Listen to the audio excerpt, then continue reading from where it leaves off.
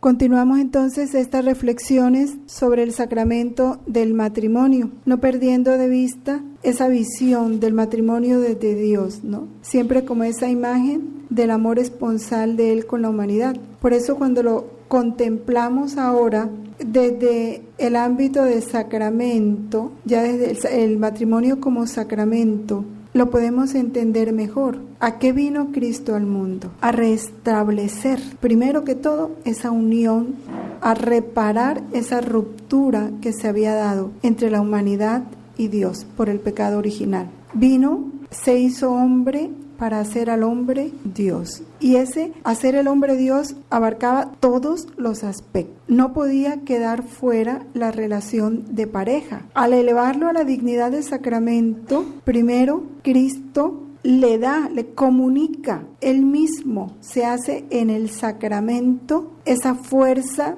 esa vida, ese amor, esa unidad que debe reinar en los esposos. Todo sacramento sabemos que comunica la gracia. ¿Y qué es la gracia? La vida de Dios. En cada sacramento Cristo se nos da y a los esposos Cristo se les da como amor, fuerza, unidad, fidelidad. ¿Para qué? Para que amen como Dios ama, para que se hagan el uno para el otro instrumento de ese amor de Dios. No es otra la razón de ser de los esposos. Por eso Cristo clarifica, recuerda, clarifica, puntualiza ese orden puesto por Dios en el matrimonio desde el comienzo. Y siempre que Jesús habla del matrimonio, dice lo mismo. En el capítulo 19 de San Mateo, habla de las características del matrimonio que no son otra que las mismas características del amor de Dios. Cuando los fariseos le preguntan que si es lícito repudiar a la mujer por cualquier causa, ¿y qué responde Cristo? ¿No habéis leído que al principio el Creador los hizo varón y hembra y dijo: por esto dejará el hombre al padre, a la madre, y se unirá a la mujer y serán los dos una sola carne? De manera que ya no son dos, sino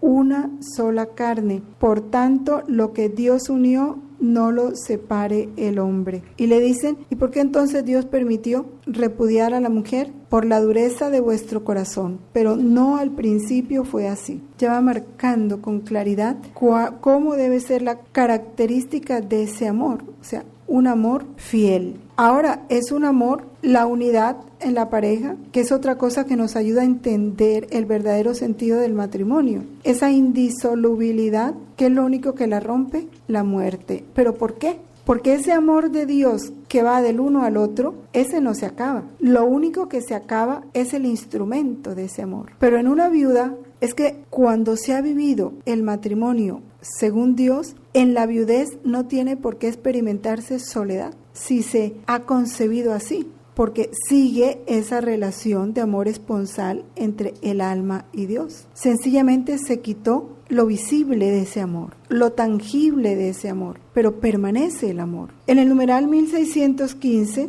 hablando de esa indisolubilidad del vínculo matrimonial, dice el catecismo: puede causar perplejidad y aparecer como una exigencia irrealizable, como se está dando ahora, porque ahora se está viendo como un imposible el matrimonio hasta la muerte. Pero hay que considerar que Jesús no impuso una carga imposible de llevar, demasiado pesada, ¿no? Él da la fuerza y la gracia para vivir el matrimonio en la dimensión nueva del reino de Dios. Esa es la razón de ser del sacramento. Estamos en el numeral 1615. Esto es lo que se ha de buscar en el sacramento. Esto, la gracia, la fuerza, es un dejar que Cristo entre en la vida de cada uno, porque solo en Él, solo lo que se establece en Él puede permanecer. Hay expresiones muy bellas en este numeral 1615, hablando de ese seguir, vivir el matrimonio en la dimensión del reino,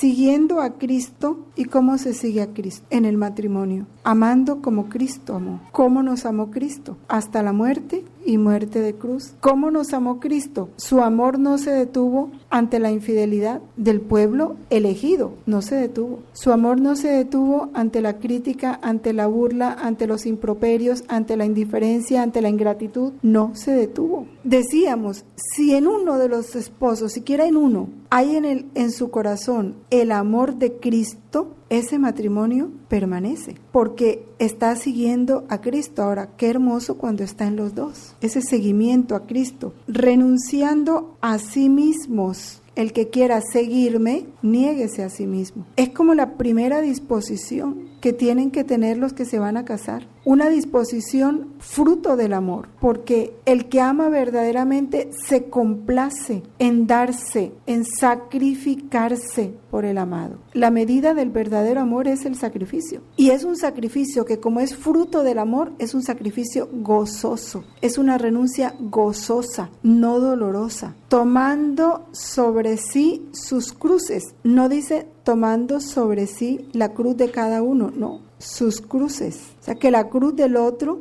se hace cruz tuya, porque ya son uno. Y eso se empieza a asumir desde la fórmula del matrimonio. Prometo serte fiel. Es como si dijera, mira, prometo serte fiel en la alegría, cuando no tienes cruces, pero también en el dolor. Porque yo, vivir el dolor contigo, eso no es fácil, o sea, no es una buena cosa, agradable, no. Yo vivir contigo la cruz que Dios te mande, la que sea, puede ser una invalidez en una cama por muchos años, puede ser una enfermedad, puede ser una tribulación de otro tipo, pero tu cruz será mi cruz. Eso es lo que se dice en la fórmula del matrimonio. Ese prometo serte fiel es eso. También cargaré sobre mí tus cruces, no por eso te voy a dejar. Los esposos podrán comprender el sentido original del matrimonio. ¿Cómo insiste el catecismo en ese sentido original? Tienes el sentido original, ¿cuál es? Tú, un instrumento del amor de Dios para el otro. Y vivirlo con la ayuda de Cristo. Porque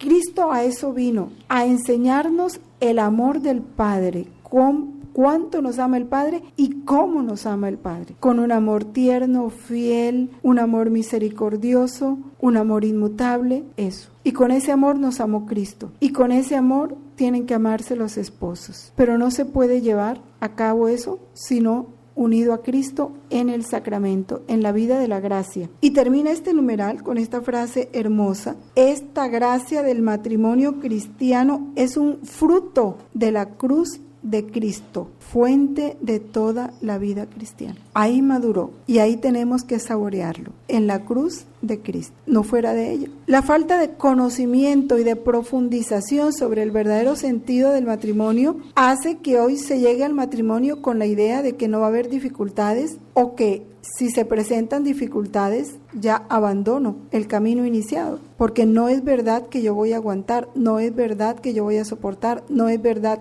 porque se ha perdido totalmente el verdadero sentido del matrimonio. Y trae las palabras de San Pablo que ya repetimos en la reflexión anterior: maridos, amad a vuestras mujeres como Cristo amó a la iglesia y se entregó a sí mismo por ella para santificarla. Fin del matrimonio, la santificación. Cada uno se hace instrumento de santificación. ¿Quién es el que santifica? El Espíritu Santificador, que tiene que actuar en cada uno. Y San Pablo añade: por eso dejará el hombre a su padre y a su madre y se unirá a su mujer y los dos se harán una sola carne. Gran misterio es este, lo digo respecto a Cristo y a la iglesia. Así que toda la vida cristiana, y este numeral 1617 confirma lo que reflexionábamos al comienzo. En el sacramento del matrimonio está encerrado todo el significado del plan de amor de Dios sobre la humanidad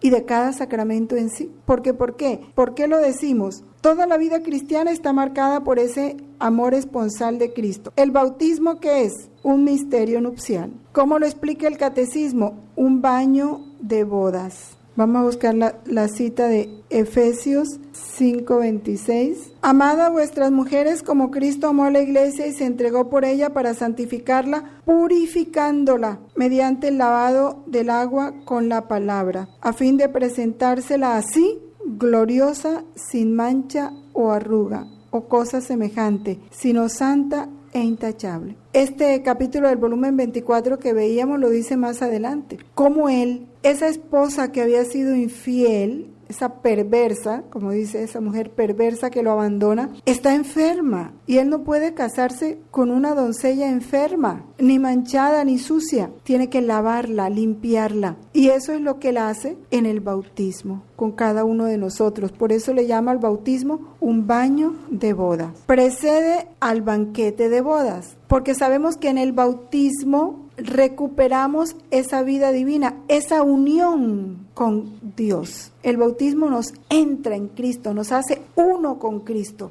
Y si meditamos los numerales del bautismo, encontramos como dice, por eso el bautizado ya no se pertenece a sí mismo, porque se ha hecho uno con Cristo. Y ya realizada esa unión, viene el banquete de bodas, que es la Eucaristía. Cada Eucaristía, ¿qué es cada Eucaristía? Una comunión que vivida en su realidad es un hacerse uno. Es como cada Eucaristía, es como ese símbolo, ¿sí?, de esa unión de cuerpo y alma que viven los esposos en sus relaciones como esposos, porque es cuerpo y alma. Cristo está en la Eucaristía, en cuerpo, sangre, alma y divinidad. Y se une a nosotros, se une a nuestro cuerpo, a nuestra sangre. Es toda una unión de vida, de amor. Por eso el sacramento es signo eficaz de esa alianza de Cristo y la Iglesia. Por eso el matrimonio entre bautizados es un verdadero sacramento de la nueva alianza. Sabemos que el sacramento es ese signo sensible, sagrado, que santifica y que produce lo que significa la unión. Por eso, la virginidad por el reino, o sea, dirán algunos, y entonces los que no se casan. No por eso dejan de vivir esta realidad del matrimonio, sino que la viven de manera diferente. Todo cristiano tiene que vivir esta relación esponsal con Cristo, cada uno en el modo como Dios se lo ponga. Inicia el numeral 1618 con una frase que en otro sentido la considerábamos cuando hablábamos del sacramento del orden. Cristo es el centro de toda la vida cristiana. El vínculo, y ponen ese vínculo con mayúscula, el vínculo con Él, con Cristo, ocupa el primer lugar entre todos los demás vínculos familiares o sociales. Y eso es bien importante, porque esto da luz para nosotros entender con más profundidad estas palabras del Evangelio. El que ama a su padre o a su madre, a su esposo o a su esposa, a su hijo o a su hija, hermano, más que a mí, no es digno de mí. Todo vínculo entre las criaturas, filial, fraterno, conyugal, de amistad, todo vínculo tiene que estar fundamentado en el vínculo con Cristo. Si no, casi que pudiéramos decir, no es cristiano. Es un vínculo humano o falso, pero no es cristiano. Por eso, el que deja a su padre y a su madre y se une con Cristo para vivir con Él una vida de entrega total a Él, a sus intereses, a sus necesidades, mediante la Iglesia, que es lo que se llama la virginidad por el reino, está viviendo una relación esponsal con Cristo, de otro modo. También es un amor fecundo que engendra hijos de Dios, en Dios y para Dios, pero de otro modo. Así que no menoscaba en nada el sacramento del matrimonio, ni el sacramento del matrimonio menoscaba en nada la virginidad por el reino, para ocuparse de las cosas del Señor y para tratar de agradarle. Pone aquí el catecismo algunas citas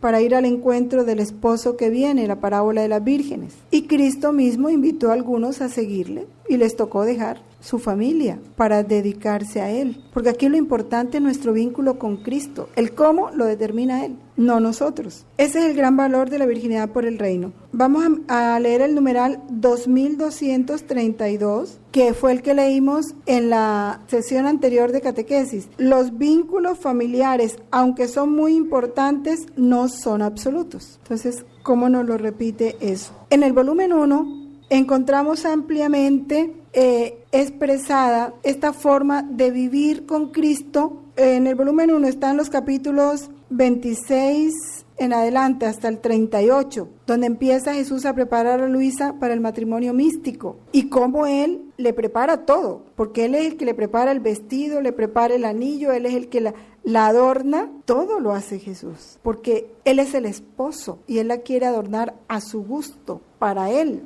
Después le renueva, en el capítulo 43 creo que le renueva ese matrimonio ante la Santísima Trinidad. Y en el 47 hace con ella el matrimonio en la cruz. Y esto nos da un gran significado. No puede vivirse una relación esponsal sin la cruz, porque el amor de Cristo por la humanidad, el amor de Cristo por su iglesia estuvo sellado por la cruz. El amor de los esposos, el sacramento del matrimonio brotó, tiene su fuente en la cruz. Entonces no se puede esperar una relación esponsal sin cruz. En el numeral 1620 hablamos de una manera muy especial de estas dos realidades. El sacramento del matrimonio y la virginidad por el reino vienen del mismo Señor. Cristo es quien le da sentido y concede la gracia indispensable para vivirlos conforme a su voluntad, porque de igual manera, si Cristo es el que dice, si Él te elige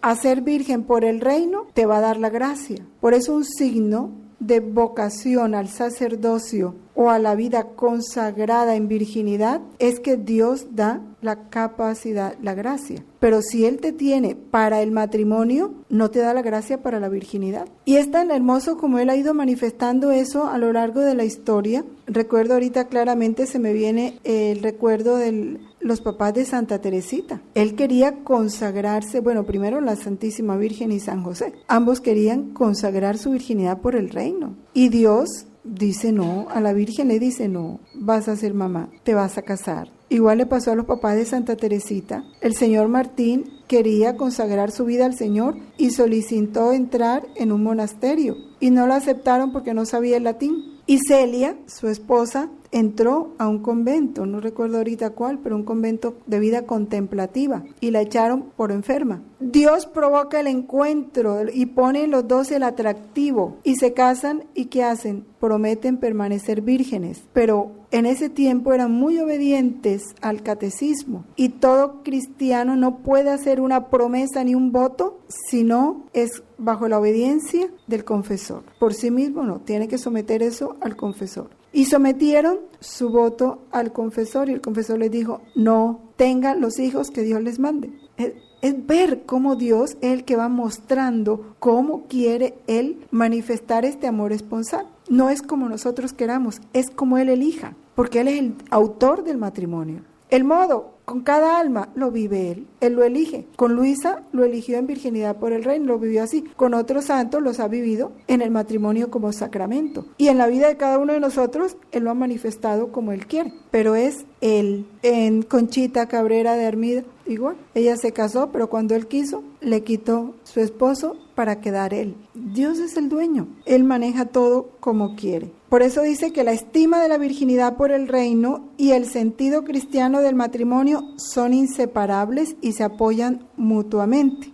porque vienen de una única realidad, de una única fuente que es Dios. Vamos a detenernos entonces ahorita en este matrimonio como sacramento, ¿no? Las condiciones ya para la validez de este sacramento. El sacramento tiene dos condiciones para su validez. La primera, el consentimiento mutuo entre el hombre y la mujer. Consentimiento mutuo. Y la segunda es la bendición que la Iglesia da a través de su ministro. Esas son las dos condiciones esenciales para que haya verdadero sacramento. Entonces nos vamos a detener en cada una de ellas. Sabemos que un sacramento requiere primero que haya sido instituido por Cristo. El matrimonio fue instituido por Dios en la creación y Cristo lo eleva a la dignidad de sacramento. ¿Qué más requiere el sacramento? Para ser sacramento, un signo sensible. ¿Cuál es el signo sensible del sacramento del matrimonio? El consentimiento mutuo, la entrega mutua expresada por los esposos. Ellos se confieren mutuamente el sacramento. Esa aceptación mutua del uno al otro. Eso es el signo sensible. Ahora, ahí nos tenemos que detener, porque ese consentimiento expresado por los esposos tiene que tener unas características para que se dé el sacramento, si no, no se da. ¿Cuáles son esas características? Ese consentimiento, para su validez, primero, tiene que ser libre. ¿Qué significa que sea libre? Consciente y libre. Debe ser consciente y libre. ¿Qué es ser consciente? Primero, tiene que haber una conciencia interna, que realmente, internamente, la persona quiera entregarse totalmente al otro y recibir al otro como esposo. Entregarse y recibirlo. Tiene que haber una sinceridad, una coherencia entre lo que expresa verbalmente y lo que hay internamente. No debe haber coacción de ninguna clase, ninguna presión que lo lleve, porque si hay presión no hay un consentimiento libre, no hay coherencia entre lo externo y lo interno. Él no quiere, pero dice sí. Ella no quiere, pero dice sí. Entonces, toda coacción invalida este consentimiento de los esposos, quita la libertad y lo hace inválido. O sea, quita la materia sensible del sacramento. Y si esa materia sensible no está, no hay sacramento. Es como si un sacerdote consagrara con Coca-Cola. No se da la transubstanciación. Igual, si no está ese consentimiento, ese amor mutuo, de una manera libre, sincera, no hay sacramento porque falta la materia sensible. ¿Sí? Es importante entenderlo. Ahora, este sacramento tiene que ser verdadero, no fingido, ya lo decíamos. Debe darse personalmente, no a través de otros. Pues si es mudo, tendrá que escribirlo o mover la cabeza, pero es personal, ¿ya? No puede ser a través de intermediarios. Y debe manifestarse externamente, no debe suponerse. No, padre, pero es que si yo vengo aquí vestida de novia es porque quiero casarme. No, tienes que decir duro, sí, lo acepto, porque tiene que ser expresado externamente y públicamente. O sea, debe haber testigos de esa entrega, de esa donación, de ese recibirse mutuamente el uno al otro. Ahora, como este consentimiento es un acto humano por el que el hombre y la mujer se dan y se reciben mutuamente, expresa este misterio pascual, esa nueva alianza de Cristo, está vinculado a esa alianza de Cristo con su iglesia, porque es imagen de ella. Por eso este sacramento se realiza dentro de la Eucaristía en su forma ordinaria. Digo en su forma ordinaria porque puede darse el sacramento de manera extraordinaria fuera de la Eucaristía, como ponga el caso de una pareja que lleva viviendo en unión libre mucho tiempo y él está en peligro de muerte o ella y quiere casarse. Entonces puede realizarse el matrimonio en su casa fuera de la Eucaristía, pero esa es una manera extraordinaria. Lo ordinario es dentro de la Eucaristía. Por ese significado, ese ser signo, sacramento e imagen de esa alianza de amor entre Dios y la humanidad, entre Cristo y su iglesia. Dice el numeral 1621, es pues conveniente que los esposos sellen su consentimiento en darse el uno al otro mediante la ofrenda de sus propias vidas. ¿Qué es una ofrenda? Una donación. En el bautismo nos entregamos a Cristo y ya no nos pertenecemos, le pertenecemos a Cristo y le seguimos perteneciendo a Cristo. En el sacramento del matrimonio, ¿qué es lo que le entregamos al otro? Lo que le pertenece ¿a quién? A Cristo, no a mí. Entonces yo al otro le estoy dando como ofrenda una pertenencia de Cristo, que es sagrado. El hombre recibe a su esposa, pero está recibiendo algo que es de Cristo y para Cristo. Y está en Cristo. Y la mujer está recibiendo en su esposo, porque él se le ofrenda, se le da, se le dona, está recibiendo algo que es de Cristo, que está en Cristo, que es para Cristo. Ese es el sentido cristiano. Ofrenda de sus propias vidas, que ya no son sus propias vidas, porque si le perteneces a Cristo, ya no es tu vida, es la vida de Cristo, la que tú estás entregando. Uniéndose a la ofrenda de Cristo por la iglesia, hecha presente en el sacrificio eucarístico, y recibiendo la Eucaristía, para que, comulgando en el mismo cuerpo y en la misma sangre de Cristo, formen un solo cuerpo en Cristo. Todo el sentido que tiene. Por eso es que los esposos se deben disponer al sacramento del matrimonio, recibiendo el sacramento de la penitencia. Deben ir puros para que esa ofrenda sea una ofrenda pura. Ahora, a más de ese consentimiento, de ahí la importancia de una buena preparación. Porque ¿cómo puede haber una donación consciente, libre, generosa, amorosa, si no ha habido una preparación ni un conocimiento? No puede. Y dolorosamente hoy eso casi todo está rodeado es de un afecto carnal, de algo puramente material, pasajero. Los esposos, como ministros de la gracia de Cristo, son ministros de la gracia de Cristo. Administran la gracia de Cristo. Cada uno se hace ministro para el otro de esa gracia. Ellos son los ministros del sacramento. Cada uno se hace ministro del sacramento para el otro. O sea, se hace canal de gracia para el otro. Pero a pesar de ese consentimiento que es esencial y que es el signo sensible, la Iglesia pone un testigo de ese recíproco consentimiento y da su bendición a través del ministro, del sacerdote. Y esa bendición es necesaria para la validez del sacramento. Esto es importante porque dice la gente,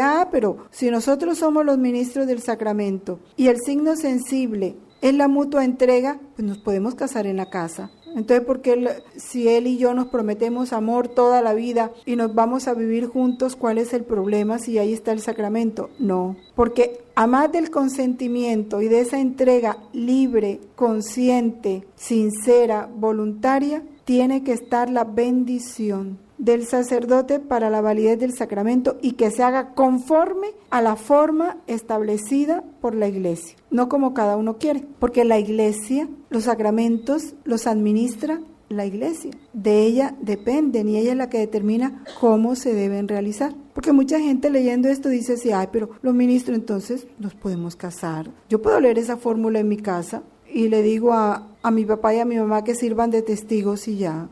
No puede ser así. Y la Iglesia tiene toda una liturgia en las oraciones que la Iglesia hace, siempre que se llaman epíclesis, ¿no? Pide, implora al Espíritu Santo para la vida de los esposos. Sabemos que el Espíritu Santo es el amor que procede del Padre y del Hijo. El Espíritu Santo es el que, ese amor del Padre al Hijo y del Hijo al Padre, ese mismo Espíritu Santo es el que va a fluir del esposo a la esposa y de la esposa al esposo. Por eso en la ceremonia se pide como comunión de amor de Cristo y de la Iglesia. El Espíritu Santo es el sello de la alianza de los esposos, la fuente siempre generosa de su amor, la fuerza con que se renovará su fidelidad. Ahí está, en el Espíritu Santo, la fidelidad. El hombre no es fiel, ni puede ser fiel por sí mismo, porque en nosotros no hay un amor fiel. Aun cuando nuestra naturaleza es el amor,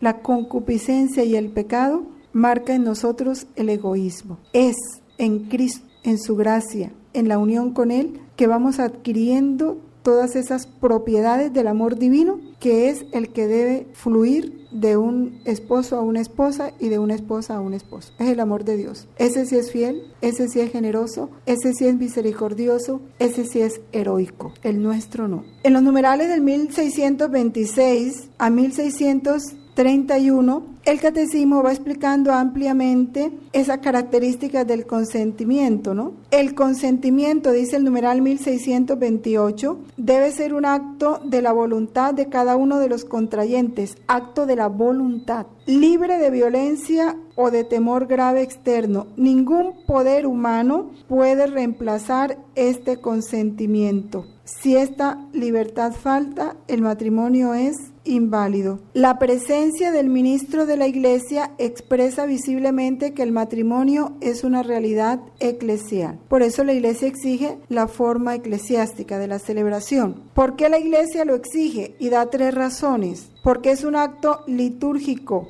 es un sacramento y conviene que sea celebrado en la liturgia pública de la Iglesia. Un matrimonio siempre tiene que tener testigos, tiene que ser un acto público, no en secreto. ¿Por qué es un acto eclesial? Porque introduce a la pareja en la Iglesia y le da dentro de esa Iglesia unos derechos como pareja y unos deberes entre ellos y con los hijos. ¿Por qué otra razón? Porque el matrimonio ya establece en ellos un nuevo estado de vida. y que requiere que todo mundo sepa que se unieron en matrimonio y que ya van a vivir una vida diferente a la que venían viviendo y que los dos son una sola carne y que ya él le pertenece a ella y ella le pertenece a él. Y porque este carácter público del consentimiento protege el sí y ayuda a permanecer fiel, claro, lo que decíamos, ¿no? Porque para quien vive cristianamente ya el hombre casado es casado, igual la mujer. Y el numeral 1632 dice algo importante: para que el sí de los esposos sea un acto libre y responsable, la alianza matrimonial debe tener fundamentos humanos y cristianos sólidos y estables. Por eso la preparación para el matrimonio es de primera importancia. Claro. ¿Cómo se prepara para el matrimonio? Primero,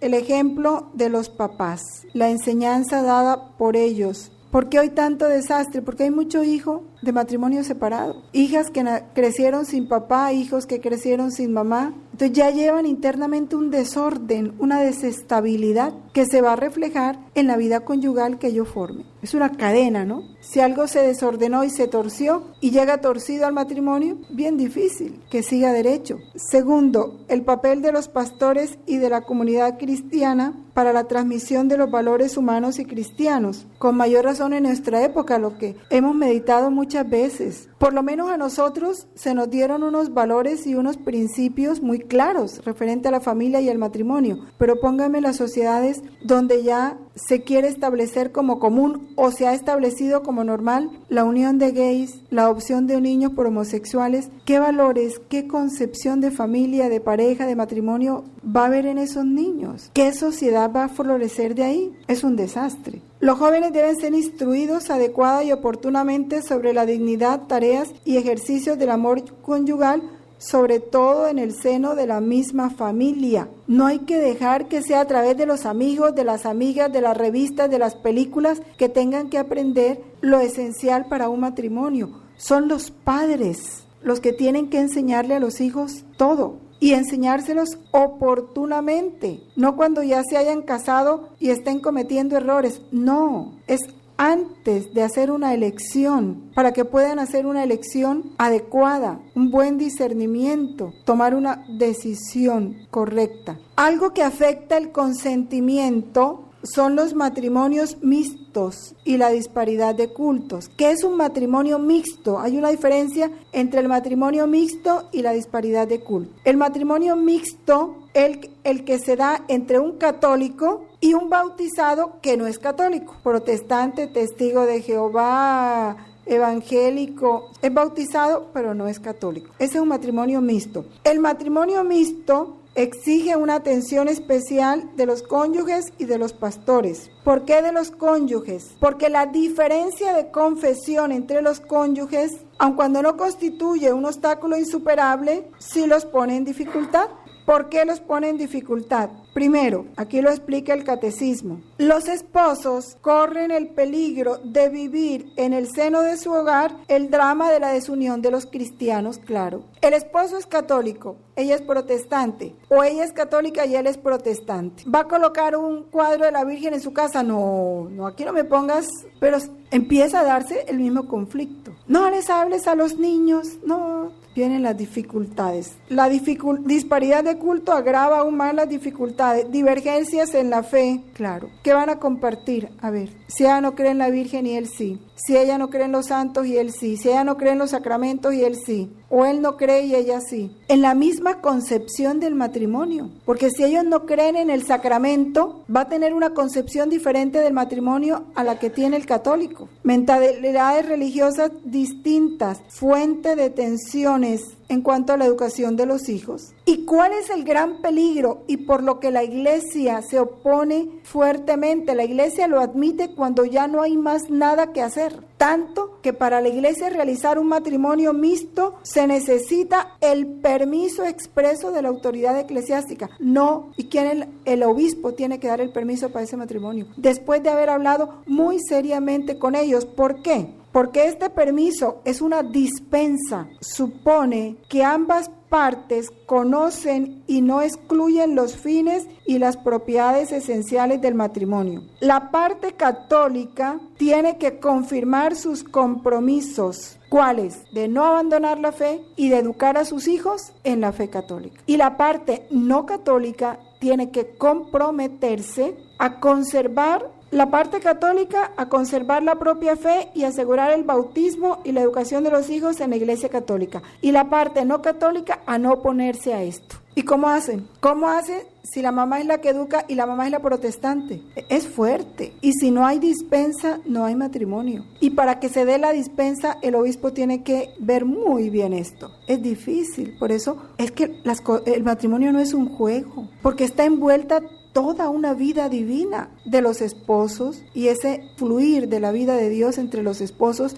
entre los padres y los hijos, entre los hermanos entre sí. Entonces es algo muy serio y la disparidad de culto se da cuando el uno es católico y el otro no es cristiano, ni siquiera está bautizado. Igual se necesita una dispensa y quedan con el compromiso la parte creyente de evangelizar a la parte no creyente. Y es mejor hacerlo antes que después, porque es bien difícil. Entonces esto es bueno tenerlo presente y esto ojalá antes de enamorarse, porque ya enamorados, qué difícil. Entonces en la elección es mirar, por eso hay que tener muy claro el concepto de matrimonio, para ver cómo se hace la elección, para ver a quién escoges, para saber qué atractivo aceptas y cuál no, porque Dios no te va a poner un atractivo por algo que no está de acuerdo con su iglesia, para no sufrir el engaño, porque a veces hay engaño, no, uno tiene que tener muy claro cuál es la voluntad de Dios, y teniendo muy claro cuál es la voluntad de Dios, tú puedes discernir si el afecto que estás sintiendo viene de Dios o no, ¿verdad? Porque si es opuesto a lo que Dios quiere, no viene de Dios. Entonces vamos a dejar allí, nos faltan otros puntos del matrimonio, pero los veremos en otra sesión que son bastante serios para considerar. Dios te salve María, llena eres de gracia, el Señor es contigo, bendita tú eres entre todas las mujeres y bendito es el fruto de tu vientre Jesús.